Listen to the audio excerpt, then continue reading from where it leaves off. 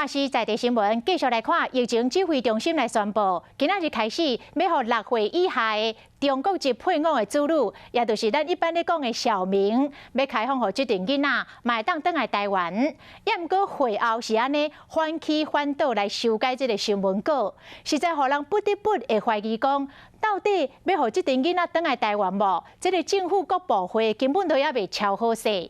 啊，今仔日嘛有学生团体出面来呼吁着教育部甲陆委会，无应该禁止中国的学生过来台湾读册，无应该把政治放头前，教育放后壁。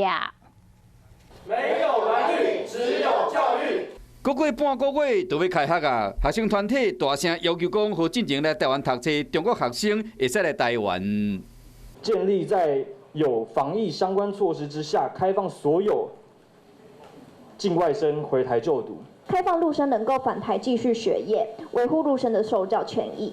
就算因为疫情，也不过因为大个学生拢法度来台湾读册，就干那中国学生袂使，这户学校老师真不满。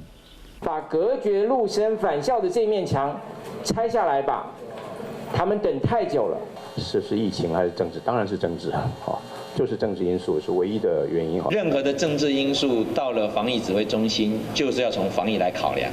中心讲，因为疫情，无遐简单的开放，也毋过。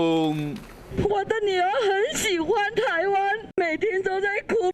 为当初跪咧涂骹，一直靠要求互伊囡仔转来，到即马政府有限度开放6岁以下中国籍配偶的子女转来台湾，因为声明果是发布了后又去收回，毋知讲是为了防疫，还是有其他的考虑。